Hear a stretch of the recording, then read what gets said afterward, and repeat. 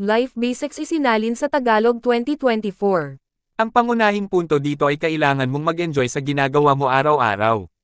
Para sa akin, iyon ay ang pagtatrabaho kasama ang napakatalinong mga tao, pagtatrabaho sa mga bagong problema.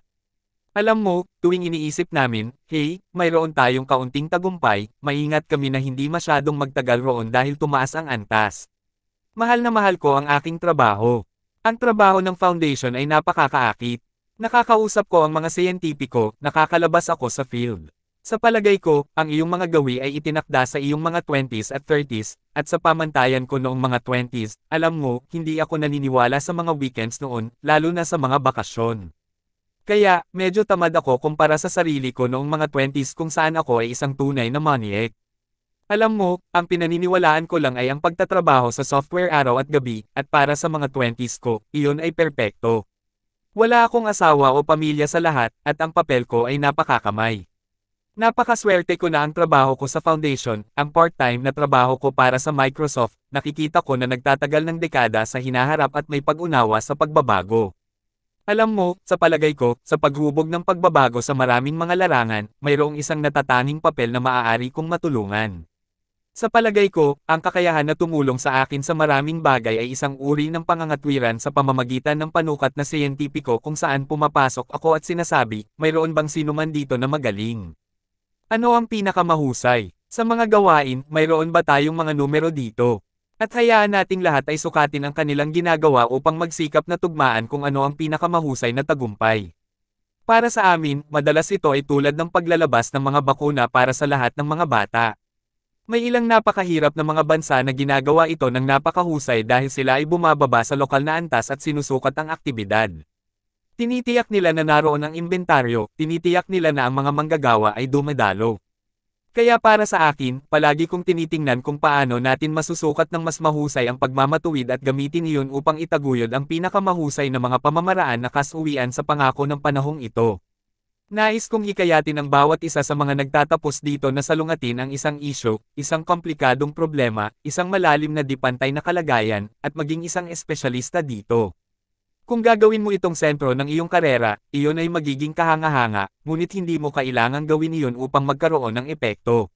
Sa ilang oras bawat linggo, magagamit mo ang lumalaking kapangyarihan ng internet upang magkaroon ng impormasyon, makahanap ng iba na may parehong interes, makita ang mga balakid, at hanapin ang paraan upang lampasan ang mga ito. Huwag hayaang huminto ka ang komplikasyon, maging aktibong aktibista. Salungatin ang malalaking di pantay na kalagayan. Sigurado akong ito ay isa sa mga mahuhusay na karanasan ng inyong buhay. Ako ay isang kakaibang dropout dahil palagi akong kumukuha ng mga kurso sa kolehiyo. Mahal ko ang pag-aaral ng mga kurso ng kumpanya at iba pa, kaya minahal ko ang pagiging isang mag-aaral. At mayroong mga matalinong tao sa paligid, at alam mo, pinakakain ka nila at binibigyan ka ng mga magagandang grado na nagpapidama sa iyo na matalino ka.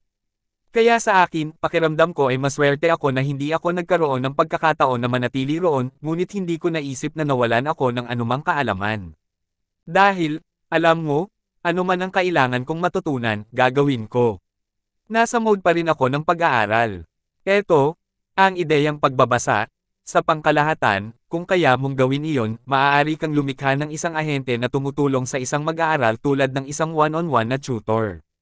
Alam mo, wala nang tatalo sa isang napakagaling na one-on-one tutor na nagtuturo sa isang tao, iyon ang laging pamantayan na sinusukat ng lahat ng iba pang mga pamamaraan sa pagtuturo. Alam mo, kung gusto mong matuto ng computer science, simpleng gawin lang, alam mo, sinulat ni Nuth ang aklat, bilhin mo. O sige, alam mo, basahin mo at gawin ang mga problema. Kasi kung talagang iniisip mong alam mo ang bagay na ito. Kung gusto mong matuto ng physics, sinulat ni Feynman ang aklat, basahin mo lang ang saksakan ng libro, nandoon lahat. Eto, nais ko sana na mas maraming tao ang makarating sa mga bansang ito, alam mo, sumali sa Peace Corps, maglaan ng panahon kahit ilang linggo lang doon at makita kung gaano kalaki ang mga pangangailangan at makita ang pag-unlad. Maraming, alam mo, volunteer work sa Estados Unidos ang nagtatayo ng pakiramdam na okay, nag-aalala tayo sa ibang tao kahit, alam mo, labas pa ng ating sariling, pamilya. Kahit ang mga tao ay may iba't ibang mga karanasan.